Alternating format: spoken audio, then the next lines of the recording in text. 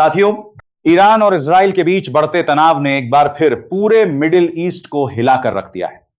फारस की खाड़ी से लेकर लेबनान बॉर्डर तक हालात तेजी से बदल रहे हैं। इसी बीच ईरान ने ऐसा बड़ा दावा किया है जिसने इजराइल और उसके सहयोगियों की चिंता बढ़ा दी है। ईरानी मीडिया के मुताबिक स्टेट ऑफ हॉर्मोज के बेहद संवेदनशील इलाके में एक एडवांस इजरायली जासूसी ड्रोन को मार गिराया गया है। दावा यह भी किया जा रहा है कि इस ड्रोन को यूएई की फोर्स ऑपरेट कर रही थी, यानी मामला सिर्फ इजराइल तक सीमित नहीं रहा, बल्कि अब खाड़ी देशों की भूमिका पर भी सवाल खड़े होने लगे हैं। ईरान की मेहर न्यूज एजेंसी के मुताबिक यह ड्रोन बेहद हाईटेक तकनीक से लैस था। इसे खासतौर पर रडार से बचने के लिए डिजाइन किया गया था ताकि यह ईरानी डिफेंस सिस्टम की नजरों से बच सके। बताया जा रहा है कि इसमें एडवांस सर्विलांस कैमरे, इलेक्ट्रॉनिक जासूसी उपकरण और समुद्री गतिविधियों को ट्रैक करने वाले सेंसर लगाए गए थे। लेकिन ईरान का दावा है कि उसके एयर डिफेंस सिस्टम ने समय रहते इस ड्रोन को ट्रैक कर लिया और फिर कुछ ही पलों में उसे मार गिराया गया। सबसे अहम बात यह है कि यह घटना स्टेट ऑफ हॉर्मोज के एंट्री पॉइंट के पास हुई, वही स्टेट ऑफ हॉर्मोज जहां से दुनिया के तेल व्यापार का बड़ा हिस्सा गुजरता है। यह समुद्री रास्ता पूरी दुनिया के लिए बेहद अहम माना जाता है क्योंकि खाड़ी देशों का ज्यादातर तेल इसी रास्ते से अंतरराष्ट्रीय बाजारों तक पहुंचता है। ऐसे में अगर यहां किसी भी तरह की सैन्य हलचल होती है तो उसका असर पूरी दुनिया की अर्थव्यवस्था पर पड़ सकता है। यही वजह है कि इस घटना के बाद अंतरराष्ट्रीय स्तर पर चिंता बढ़ गई है। ईरान ने अभी तक यह साफ नहीं किया कि ड्रोन को गिराने के लिए किस मिसाइल या डिफेंस सिस्टम का इस्तेमाल किया गया, लेकिन ईरानी अधिकारियों ने साफ शब्दों में कहा कि फारस की खाड़ी और उसके आसपास किसी भी दुश्मन की जासूसी गतिविधियों को बर्दाश्त नहीं किया जाएगा। उनका कहना है कि अगर कोई ताकत ईरान की सीमाओं के आसपास जासूसी करने की कोशिश करेगी तो उसे इसी तरह का जवाब मिलेगा। विशेषज्ञों का मानना है कि इस घटना की टाइमिंग बेहद महत्वपूर्ण है, क्योंकि एक तरफ अमेरिका लगातार यह दावा कर रहा है कि ईरान के साथ बातचीत आगे बढ़ रही है और अमन समझौते की संभावनाएं मजबूत हो रही हैं। वहीं दूसरी तरफ इस तरह की जासूसी गतिविधियां इस बात का संकेत देती हैं कि पर्दे के पीछे अविश्वास अब भी कायम है, यानी बातचीत अपनी जगह चल रही है लेकिन सैन्य तैयारी और खुफिया ऑपरेशन भी उसी रफ्तार से जारी है। इसी बीच लेबनान से भी एक बड़ी खबर सामने आई है।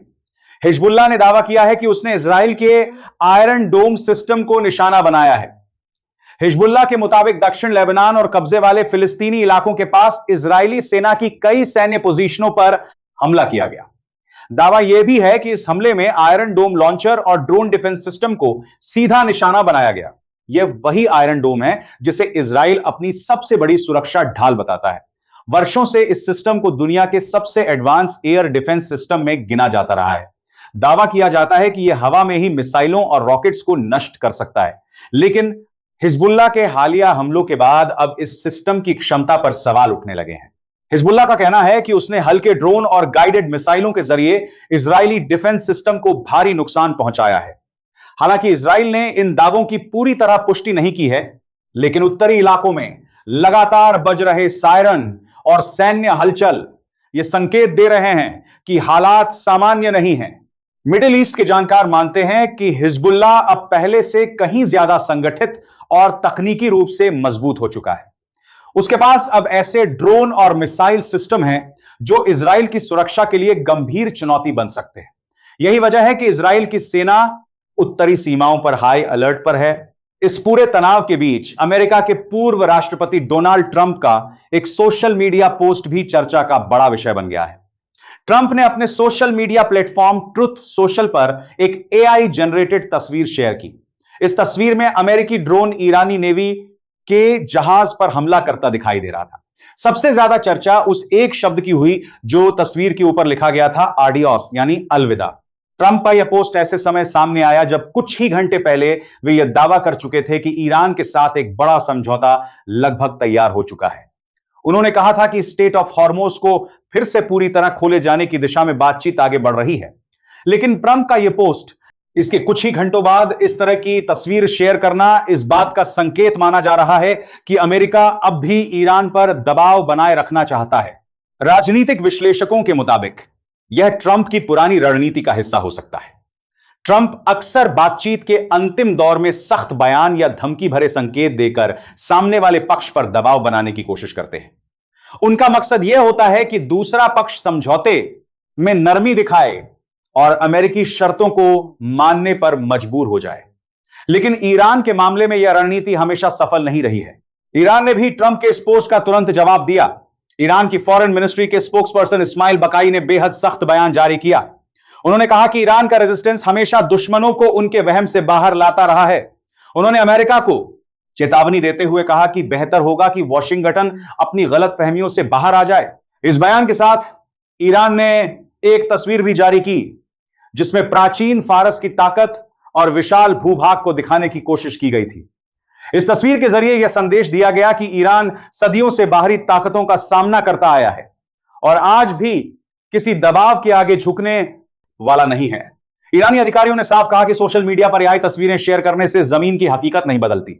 उनका कहना था कि अगर कोई यह सोचता है कि सिर्फ मनोवैज्ञानिक दबाव बनाकर ईरान को झुकाया जा सकता है तो यह उसकी सबसे बड़ी गलतफहमी है।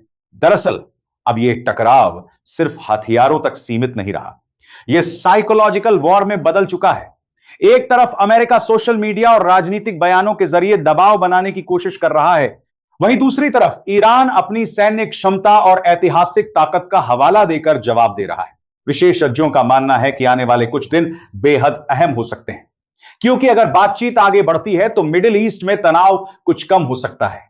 लेकिन अगर किसी भी पक्ष ने आक्रामक कदम उठाया तो हालात तेजी से बिगड़ सकते हैं। खासतौर पर स्टेट ऑफ हॉर्मोस की स्थिति पूरी दुनिया के लिए चिंता का विषय बनी हुई है।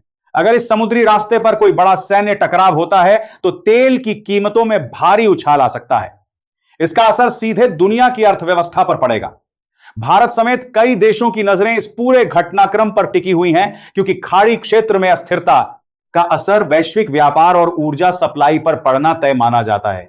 सोशल मीडिया पर भी ट्रंप की रणनीति को लेकर बहस तेज हो गई है। कई यूजर्स पुराने ट्वीट्स निकालकर सवाल उठा रहे हैं। कुछ लोग आरोप लगा रहे हैं कि पहले ईरान के प्रदर्शनकारियों को समर्थन दिया गया और अब उन्हीं की सरकार के साथ समझौते की बात हो रही है। आलोचकों का कहना है कि यह अमेरिका की नीति में बड़ा विरोधाभास दिखाता है। कुछ यूजर्स ने ट्रंप के पुराने ट्वीट्स शेयर करते हुए लिखा कि जब ईरान में विरोध प्रदर्शन हो रहे थे तब अमेरिकी नेताओं ने प्रदर्शनकारियों से कहा था कि मदद रास्ते में है, लेकिन अब वही लोग या तो जेल में हैं या फिर मारे जा चुके हैं और दूसरी तरफ अमेरिका ईरानी नेतृत्व के साथ बातचीत कर रहा है। हालांकि ट्रंप समर्थकों का कहना है कि यह राजनीति और कूटनीति का हिस्सा है। उनका तर्क है कि अमेरिका का मकसद अपने हितों की रक्षा करना है और अगर समझौते के जरिए क्षेत्र में स्थिरता लाई जा सकती है तो यह रणनीतिक कदम माना जाएगा।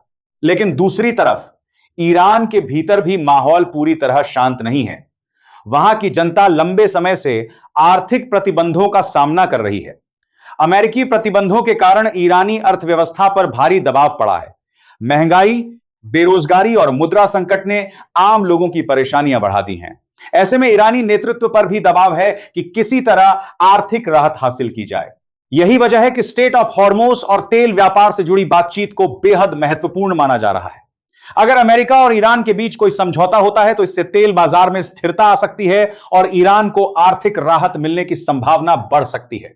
लेकिन अगर बातचीत विफल होती है तो हालात और ज्यादा विस्फोटक हो सकते हैं।